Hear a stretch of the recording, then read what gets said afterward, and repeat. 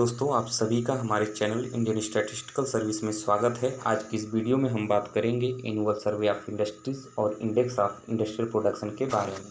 ठीक है, तो सबसे पहले हम कुछ टर्मिनोलॉजी देख लेते हैं कि जैसे जीवीए क्या होता है।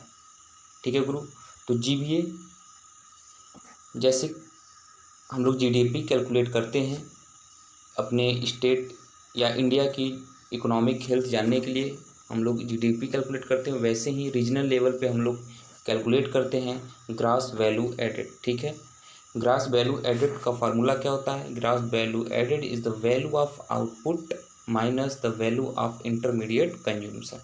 ठीक है गुरु, और इसका जीडीपी से क्या रिलेशन होता है? तो gross value added equal to GDP plus subsidies on product minus taxes on product. ठीक है, तो जब जीडीपी में आप सब्सिडी जोड़ देते हो और टैक्स उस पर जो लगता है उसको घटा देते हो तो आपको क्या देता है? वो ग्रॉस वैल्यू एडेड।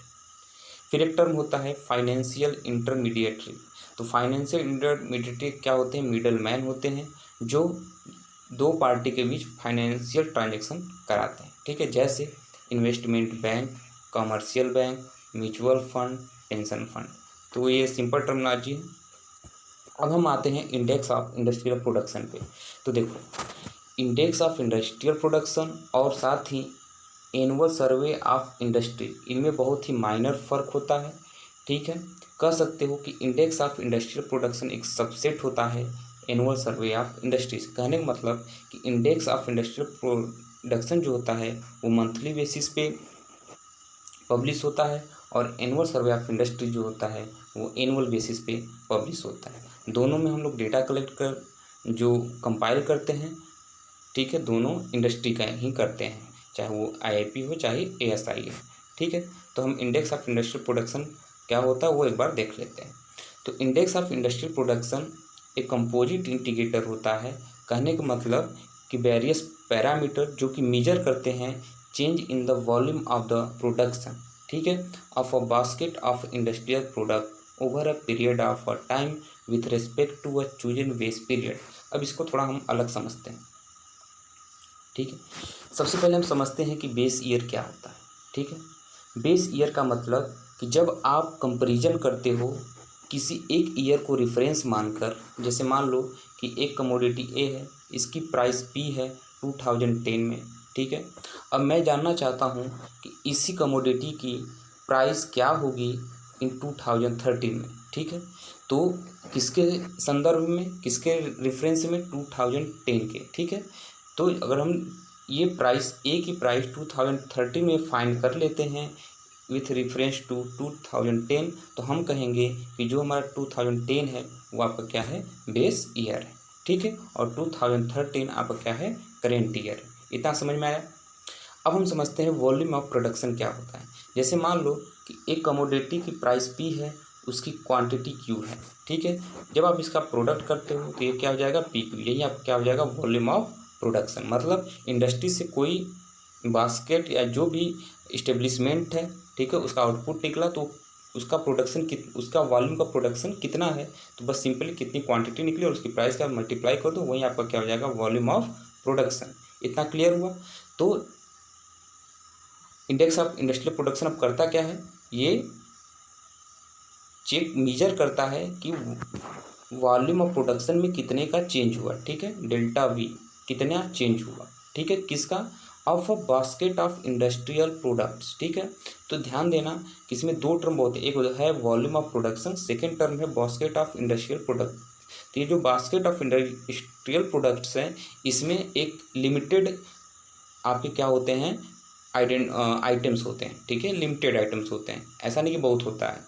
ठीक है, हम आगे देखेंगे कि आइटम कितने होते हैं, ठीक है, कितने ऐड किए जाते हैं, कितने सब्ट्रैक्ट किए जाते हैं। तो बस आप इतना जानिए कि जो बास्केट का मतलब होता है कि जब भी इंडेक्स ऑफ इंडस्ट्रियल प्रोडक्शन की बात आएगी तो वो पहला क्या करता है?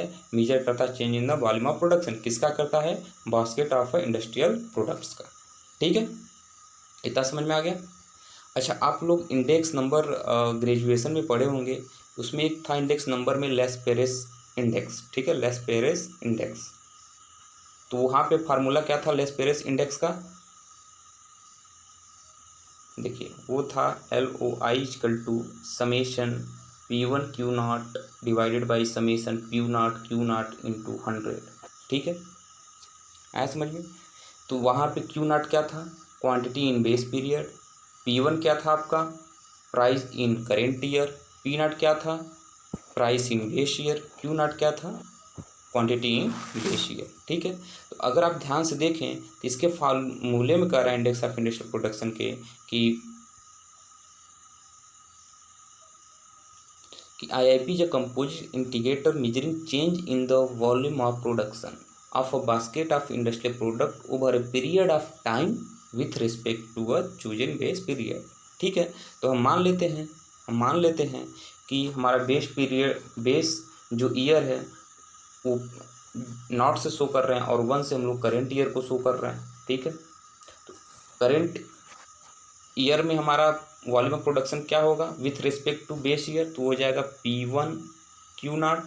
ठीक है, divided by summation P nought Q nought into 100। तो एक्चुअली जो हम इंडेक्स ऑफ इंडस्ट्रियल प्रोडक्शन का फार्मूला होता है वही लेस्पेरेस इंडेक्स का फार्मूला होता है।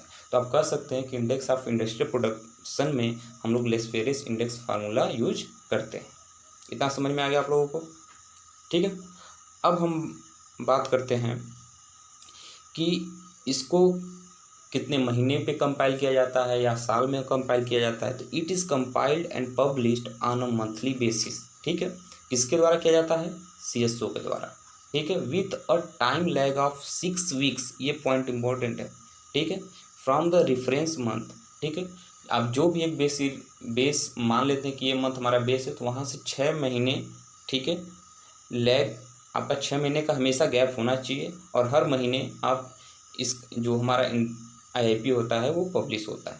ठीक है, बस इतना को याद रखिए कि आपका 6 वीक का 6 महीने 6 वीक का आपका क्या होना चाहिए, लैग होना चाहिए। ठीक है, फ्रॉम द रेफरेंस मंथ, और एक मंथली बेसिस पे कंपाइल होता है। किसके द्वारा होता है, CSO के द्वारा। आगे समझ में।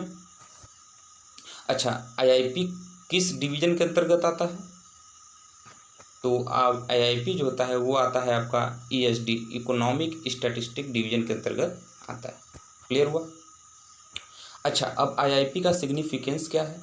ठीक है, देखो जब इंडस्ट्री से हमको डेटा मिल जाता है तो उसका हम लोग यूज अभी पता चला कि फाइनेंशियली जो इंटरमीडिएटरी जो होते हैं वो यूज कर सकते हैं। RBI के लोग मॉनेटरी पॉलिसी में यूज करते हैं। ठीक है, तो IIP is the only major on the physical volume of production. ठीक है, फिजिकल वॉल्यूम ऑफ प्रोडक्शन का मतलब ये होता है कि या तो चेंज इंक्रीज होगा या तो चेंज डिक्रीज होगा। ठीक है, the all India IIP provides a single representative figure to measure the general level of industrial activity in the economy. ठीक है, वो सिंगल रिप्रेजेंटेटिव एक वैल्यू देता है। It is used by government agencies including the ministry of finance, the reserve bank of India, etc for policy purpose. ठीक है, it forms a crucial input for compilation of gross value added. हमने अभी पढ़ा कि grass value added क्या होता है, output minus intermediate consumption. ठीक है, intermediate consumption. It forms a crucial input for compilation of gross value added of the manufacturing sector in the GDP on a quarterly basis। ठीक है, तो कहने का मतलब ये है कि ये GDP क्वार्टरली बेसिस पर क्या करता है, मैन्युफैक्चरिंग सेक्टर का कंपाइल करता है। किसके थ्रू करता है, ग्रास वैल्यू एडेड के through.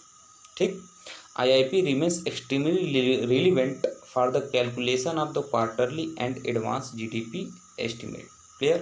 It is also used extensively by financial intermediaries, policy analysts, and private companies for various analytical purposes। Clear हुआ। अच्छा, तो जो चेंज 2017 जो COC की रिपोर्ट आई कि जो हमारा एक इंडस्ट्रियल ग्रोथ है वो 17 महीने या 17 मंथ के सबसे निचले स्तर पे है, तो फिर कुछ रिफॉर्म लाए गए, चेंजेस लाए गए। ठीक है, तो वो चेंज हम लोग देख लेते हैं। इसमें जितने भी पॉइंट्स है चेंजेस के आपको याद रहने चाहिए। The change in the base year of the all India IIP index of industrial production to 2011 to 12, ठीक है, हैपेंड इन 2017। तो इसके पहले जो बेस ईयर था वो था 2004 to 2005। ठीक है, अब 2017 में क्या कहा गया कि IIP का जो आपका बेस ईयर होगा वो क्या होगा 2011 to 2012। It was 9th revision of base year. ऐसा नहीं कि पहली बार चेंज हुआ है बेस ईयर, ये 9वीं बार हुआ है। It was the 9th revision of base year of the all India IIP since the beginning of its dissemination. In the 2011-12 series as compared to 2004 series, a number of items were introduced or deleted। जैसा हमने बताया कि जो इसमें जो basket होता है, ठीक है, IIP में वो लिमिटेड होता है। उसमें जो नंबर ऑफ आइटम्स होते हैं, इंडस्ट्रियल प्रोडक्शन के प्रोडक्ट होते हैं, वो लिमिटेड होते हैं। ऐसा नहीं कि जितना मन उतना होगा, ठीक है। तो उसमें कुछ कभी डिलीट किया जाता है, किसी चीज़ को हटाया जाता है और किसी चीज़ को ऐड किया जाए, जैसे पाम ऑयल हो गया, टूथब्रश हो गया, ठीक है, ये सब चीज़ें हैं। उसके बाद देखते हैं कि in all 149 new item were added. ये पॉइंट आप याद करिएगा, कितने आइटम्स उसमें ऐड किए गए थे, तो 149, ठीक है, एंड 124 डिलीट। उसमें से 124 डिलीट किया गया था और 149 उसमें ऐड किया गया था। Item such as refined palm oil, cement, clinkers and surgical accessories were introduced. Toothbrushes, chewing tobacco, fans, calculators, pens and watches were removed। इसको आप याद भी नहीं करेंगे तो चलेगा, ठीक है। This helped check the volatility of the index that was earlier seen especially for capital goods। अच्छा, कैपिटल गुड्स क्या होते हैं? जैसे आपका एसेट हो गया, ठीक है, जिसको आप यूज नहीं, जनरली डेली लाइफ यूज नहीं कर सकते, ठीक है, तो वही आपका होता है कैपिटल गुड। महंगी महंगी चीज़ें, आपका एसेट खुद का हो गया, और क्या हो सकता है, और आप देख लीजिएगा नेट पे सर्च करके, ठीक है। तो ये वोलाटाइल नेचर का होता है, बदलता रहता है। अभी आपने देखा कुछ ऐड किया गया, कुछ डिलीट किया गया। और change in the base year should not end up making too much difference to the IIP growth figure, but the bigger impact is on account of the difference in the constituent items of the index and weights assigned to each of them। ठीक है, तो ये last point तो important नहीं है, लेकिन हाँ ये पॉइंट इंपॉर्टेंट है कि और change in the base year should not end up making too much differences to the IIP growth. आप बेस ईयर को इतना भी चेंज मत कर दिए जो कि आप ग्रोथ, आप इंडस्ट्री ग्रोथ मेजर करें थ्रू IIP के, वो काफ़ी प्रभावित हो जाए, ठीक है। तो आप एक नॉर्मल बेस ईयर को चेंज कर सकते हैं, बहुत ज़्यादा नहीं, ठीक है। तो कौन कौन से इसमें गुड्स या कौन कौन से इंडस्ट्री आती हैं IIP के अंतर्गत, तो एक बार देख लेते हैं। तो जैसे मैन्युफैक्चरिंग सेक्टर हो गया, उसके बाद माइनिंग सेक्टर, इलेक्ट्रिसिटी, ठीक है। फिर उसके बाद मैन्युफैक्चरिंग में दो टाइप आएगा, पहला है तो इंडस्ट्री गुड्स आएगा, ठीक है, और दूसरा होगा यूज बेस्ड गुड। तो मैन्युफैक्चरिंग दो हो गया, इंडस्ट्री गुड्स और यूज बेस्ड गुड। फिर यूज बेस्ड गुड 4 पार्ट में डिवाइड है, जैसे बेसिक गुड हो गया, कैपिटल गुड हो गया, इंटरमीडिएट गुड्स हो गया, फिर कंज्यूमर गुड्स हो गया, ठीक है। फिर कंज्यूमर गुड्स 2 पार्ट में डिवाइड हुआ, एक ड्यूरेबल गुड्स होगा, एक नॉन ड्यूरेबल गुड्स होगा। तो इसमें इतना डिटेल जाने की ज़रूरत नहीं है, ठीक है, बस आप एक जनरल नाम जान लो कि ये चीज़ें IIP में कवर होती हैं, ठीक है। ये सेक्टर मैन्युफैक्चरिंग होता है, माइनिंग और इलेक्ट्रिसिटी। अब हम जानेंगे ASI, ठीक है। तो अगर शॉर्ट टर्म में हम देखें मंथली बेसिस, अगर मैं ये कहूँ कि मंथली बेसिस है और ईयरली बेसिस है, तो शॉर्ट टर्म कौन हुआ? Monthly basis. तो शॉर्ट टर्म बेसिस पे आप देखेंगे तो किसके थ्रू डेटा को कंपाइल करेंगे? IIP के थ्रू, ठीक है। अगर लॉन्ग टर्म में देंगे एनुअल बेसिस पे, तो हम किसको कंपाइल करेंगे? एनुअल सर्वे ऑफ इंडस्ट्रीज को, ठीक है। The annual survey of industry is the main source of long term industrial statistics. Notably, the IIP is the monthly indicator based on items factory selected from ASI। Actually generally होता क्या है कि देखो, ASI में जो भी हमारे industrial establishment होते हैं, उसमें सबसे अधिक ज़रूरी है कि वो एक एक्ट को फॉलो करता है, ठीक है। इसमें जितने भी इस्टेब्लिशमेंट आएंगे इंडस्ट्री के, वो एक्ट को फॉलो करता है। वो एक्ट होता है कंपनी एक्ट 1948 को। तो जितनी कंपनियां इस एक्ट के थ्रू रजिस्टर्ड होती है, उन्हीं के जो इस्टेब्लिशमेंट होते हैं, प्रोडक्ट्स होते हैं, आइटम्स होते हैं, उन्हीं को इसमें रखा जाता है, ठीक है। तो उन्हीं में से IIP क्या करता है? कुछ को सेलेक्ट करता है, ठीक है। इसलिए हम कह रहे थे कि IIP क्या सबसेट है किसका? एनुअल सर्वे ऑफ इंडस्ट्री, ठीक है। For the annual revised estimate the CSO replaces the IIP with the ASI, ठीक है। तो जब एनुअल हम लोग एस्टिमेट निकालना चाहते हैं तो उस केस में CSO IIP न निकाल के किसको निकालता है, ASI को। Clear.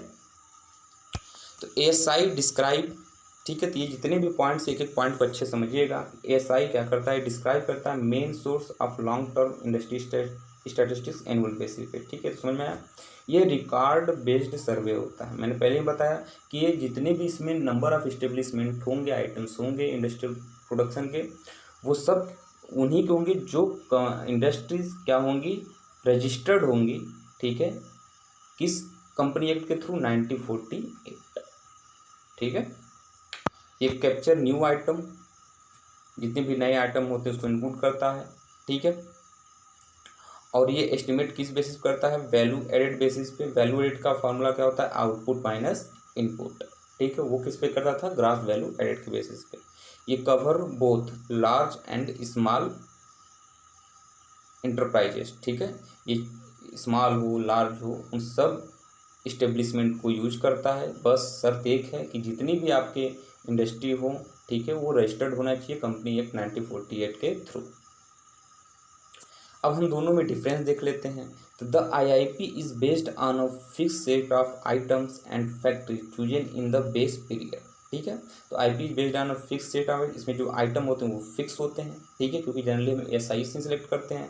And factory chosen in the base period, ठीक है।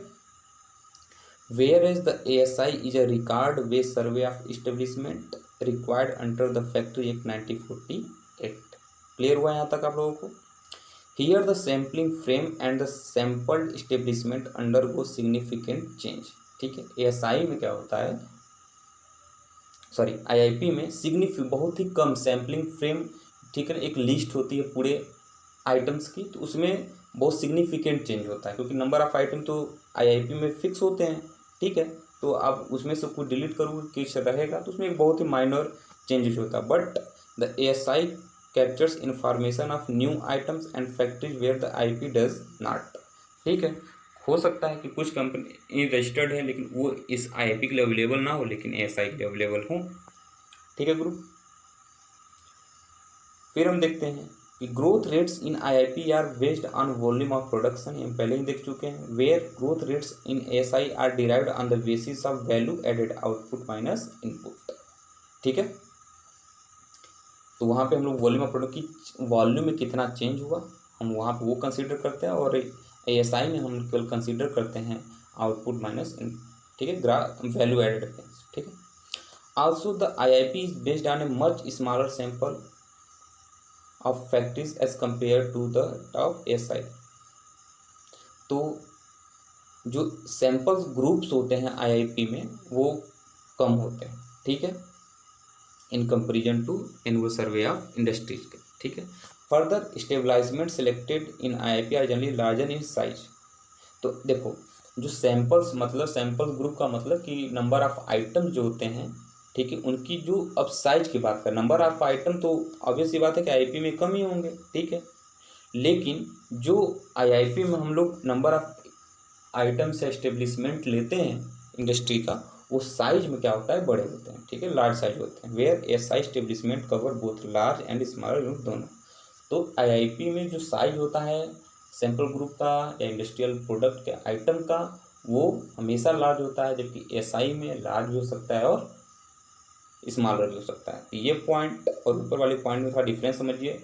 मैं ये कर रहा हूँ कि IIP में जो आपका सैंपल्स होंगे, ठीक है, नंबर ऑफ सैंपल कम होंगे, बट अगर आप इंडिविजुअल सैंपल की बात तो उनकी साइज क्या होगी, बिगर होगी। लेकिन ASI में दोनों होगा, स्मॉल भी हो सकता है और लार्ज भी हो सकता है। So the growth rate in IIP are lower as the smaller units with thinner base so higher growth, ठीक है। तो स्मॉलर जो यूनिट होते हैं, ठीक है, उनका बेस थिनर होता है और वो हमेशा हायर ग्रोथ को शो करते हैं। तो ऐसा कंडीशन ASI में होता है, ठीक है, और IIP का ग्रोथ रेट क्या होता है, लोअर होता है, ठीक है। As a result of all this, there is a divergence in the growth rates of manufacturing sector based on the two database. तो IIP से आप मैन्युफैक्चरिंग सेक्टर का ग्रोथ रेट किसी इंडस्ट्री का निकालो और ASI निकालो, तो बहुत ही उनमें क्या होता है, डिफरेंट, तो वाइडर डिफरेंस होता है। तो आप लोगों को क्लियर कट समझ में आ गया कि आईआईपी क्या होता है और एएसआई क्या होता है। ठीक है, एक बार हम इसको पूरा बुलेट क्वेश्चन फॉर्म में देख लेते हैं जिससे रिवीजन हो जाएगा कि ASI covers organise sector production investment employment conducted by CSO IS wing. ठीक है, ध्यान देना कि आईआईपी किस विंग के अंतर्गत आता है, ESD economic statistic division CSO, और आपका एएसआई किस में आता है, आईएस विंग। ठीक है, किस में आता है गुरु, आईएस विंग, किसमें, सीएसओ के अंतर्गत। ठीक है, क्लियर है यहाँ तक। सर्वे conducted annually under the collection of statistic act 2008। इसमें जो भी हम सर्वे करते हैं या कंडक्ट करते हैं वो एनुअली बेसिस पर पहले ही पता है, किस एक्ट के through, collection of statistic act 2008। ठीक है, तो कलेक्शन ऑफ स्टैटिस्टिक एक्ट पे हम लोग देखेंगे इंडियन स्टैटिस्टिकल सिस्टम में एक अलग वीडियो में। ASI data comes with a lag of 2 years. ठीक है, रेफरेंस ईयर इज 2013-14। तो बेस ईयर जो एसआई के लिए होता है वो क्या होता है, 2013 और 14, और आपको पता होगा कि आईआईपी के लिए 2011 to 2012।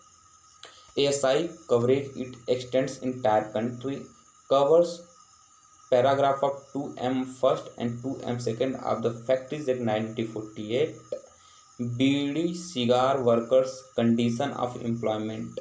ठीक है, जो भी बीड़ी सिगार के वर्कर्स उनकी क्या एम्प्लॉयमेंट कंडीशन है, उसका एक एक्ट होता है 1966, वो आता है कंपनी एक्ट 1956 के अंतर्गत, वो सब एएसआई में कवर होते हैं। Defence, oil storage, railway workshop, sanitary, water supply, gas storage are excluded from the survey. ठीक है, तो आप इसको ना याद करें तो भी चलेगा। ठीक है, इतना डिटेल क्वेश्चन नहीं आता है। Related to ASI, ASI data is available since 1959। ठीक है, ASI and the unorganise sector service together complete the manufacturing sector. देखो, मैन्युफैक्चरिंग सेक्टर का जो सर्वे होता है वो एएसआई और अनऑर्गेनाइज सेक्टर दोनों के सर्वे को मिला कर होता है। ठीक है, जो अनऑर्गेनाइज सेक्टर होता है इंडिविजुअली सर्वे वो कंडक्ट किया जाता है बाई एनएसएसओ एवरी 5 ईयर्स में। ठीक है, तो ये इंपॉर्टेंट पॉइंट याद करना कि जो अनऑर्गेनाइज सेक्टर का जो सर्वे होता है कौन कराता है, एनएसएसओ कराता है एवरी 5 ईयर्स में। Related to SI, main source of long-term industrial statistics, record-based survey of establishment। ठीक है, derived of value added, किस पे बेस्ड होता है, वैल्यू एडेड पे, इन आउटपुट माइनस इनपुट। ठीक है, growth rates in ASI।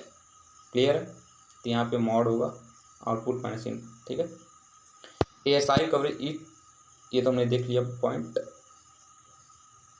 Principal source of industrial statistics. ठीक है, तो आपको पहले अब थोड़ा ध्यान सोचिए, जैसे आईआईपी सबसेट है एएसआई का, मतलब आईआईपी भी अपना डेटा एएसआई से ले सकता है। इसका मतलब जो मुख्य सोर्स कौन होगा आपका, annual survey of industries. IIP index measures the short term change in production, पहले हम बता रखे हैं। The current base year is 2011-12, Laspeyres formula used. ठीक है, summation P I Q I divide by summation P not Q not, क्या था ना formula, summation P1 Q not divided by summation Q not into 100, finding gross value added from ASI. ठीक है, किसके लिए, GDP को एस्टिमेट करने के लिए। Related to IIP, change in the volume of production of a basket of industrial products over a period of time with respect to chosen base period, only measure on the physical volume of production, measure the general level of industrial activity in the economy, usage by RBI and Ministry of Finance, a quick snapshot of manufacturing sector performances। ठीक है, तो मतलब वो 1 महीने के basis पे देता है। ठीक है, तो काफ़ी जल्दी हमको एस्टिमेट मिल जाता है इंडस्ट्री ग्रोथ के बारे में। IIP index shows the growth rates in different industry groups of the economy, refer to mining, manufacturing, electricity, जिसमें basic goods, capital and intermediate goods. ठीक है, IP measure the short term change in production. IP ये सब पता है कि इसका आपका कौन सा है बेस से 2011 तो जीडीपी बेस ईयर। अच्छा, इसमें ये बताया गया है कि जो जीडीपी का भी बेस ईयर होता है वो 2011 टोटल है, और जो आपका आईआईपी का भी बेस ईयर है वो क्या है, 2011 और 12 है। ठीक है, अब यहाँ पे ये बताया कि अगर मान लो कि आईआईपी की वैल्यू आ गई 133, तो इसका मीनिंग क्या होता है। ठीक है, इसका मीनिंग ये है कि मान लो बेस ईयर में जो हमारा वॉल्यूम प्रोडक्शन हुआ होगा वो मान लो 100 है। ठीक है, अब किसी अदर ईयर, अच्छा ये जो वॉल्यूम प्रोडक्शन है, ठीक है ना, बेस ईयर, तो बेस ईयर कौन सा, 11 और 12, उसमें आपका वॉल्यूम ऑफ प्रोडक्शन कितना था, 100। लेकिन किसी अदर ईयर में मान लो 14-15 या 13-14 में आपका वॉल्यूम यहाँ दिया है जनवरी 2018, इसमें आपका वॉल्यूम प्रोडक्शन या आईपी आ गया है 133।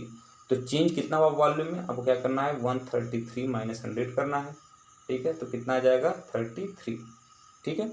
तो आपका चेंज इन वॉल्यूम प्रोडक्शन कितना हुआ इंडस्ट्री का, 33% वो इंक्रीज हुआ।